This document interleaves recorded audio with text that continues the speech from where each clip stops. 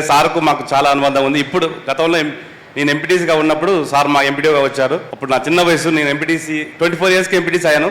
మా సార్ 2007 సంవత్సరంలో మునుగోడు రావడం జరిగింది. నేను 6లో ఎంపీటీసీ అయినా. వచ్చినప్పటి నుంచి మా ఇద్దరి మధ్యలో బాండింగ్, ఒక ఎంపీటీసీ ఒక ఎంపీడీఓగా కాకుండా నన్ను ఒక తమ్ముళ్ళ, ఒక ఆత్మీయ బంధువులాగా నన్ను ప్రేమతో పిలిచేవారు. ఎప్పుడు ఒక వారం ఒప్పడకపోయినా కూడా స్వామి ఎక్కడ కనబడట్లేదు అని చెప్పి రోజు పిలుచుకొని ఆప్యాయతతో ఉండేవాళ్ళం. అలాగే అభివృద్ధి విషయంలో కూడా చెప్పాలంటే మా మునుగోడు చాలా వెనుకబడ్డ ప్రాంతం. ఆ ప్రాంతంలో కూడా సార్ ఎంపీడీఓ గారు వచ్చిన తర్వాత ఎన్ఆర్జీస్ ద్వారా ఒక చికన్మాడి చెరువు అని ఒక ప్రాజెక్టుగా తీసుకొని ఆ చెరువుని మామూలుగా కాదు, అసలు హై లెవెల్లో అవార్డు తీసుకున్నాడు సార్. దాన్ని చాలా అభివృద్ధి చేశాడు. దాని ఫోటో ఇంకా మా ఎంపీ ఆఫీస్లో ఫ్రేమ్ కట్టించి ఇంకా ఉంది. అలా అభివృద్ధి చేసేవాడు.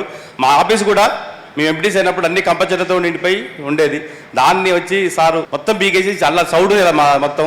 ఈ సార్ ఇలా చెట్లు ఉండవు సార్ అంటే కూడా మీకేం తెలుసబ్బా అని చెప్పి కష్టపడి ఆ రోజు చెట్లు పెడితే ఈ రోజు మా ఎండి ఆఫీసు ఒక సుందరంగా, దాన్ని చెప్పాలంటే ఒక అడవి ప్రాంతాల్లో ఉంటుంది. ఆఫీస్ మధ్యలో ఉంటుంది, 5 ఎకరాల విస్తరణలో ఉంటుంది. అందులో అసలు ఆఫీస్ అంటే ఎవరు నమ్మరు, అది ఎండి ఆఫీస్ అంటే.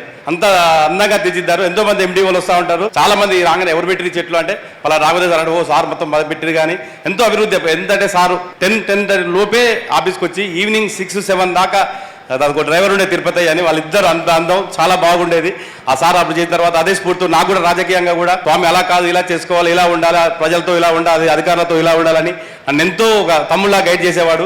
తర్వాత ఆయన స్ఫూర్తితోటే నేను గతం ఎంపీపీగా మన పదవి కాలం అయిపోయింది. ఎంపీగా కూడా చేసినా కూడా సార్ చాలాసార్లు కూడా ఫోన్ చేసి ఎప్పుడు రెస్పాండ్ అవుతూ ఉంటాడు. సార్ ఈరోజు పదవి విరమణ పొందుతున్నందుకు మాకు చాలా బాధగా ఉంది. అందులో కూడా సార్ మంచి ఉన్నత స్థాయిలో ఉండి రిటైర్మెంట్ అయింది కాబట్టి అభినందిస్తూ సార్ గారికి హృదయపూర్వక శుభాకాంక్షలు తెలియజేసుకుంటూ ముగిస్తున్నాను.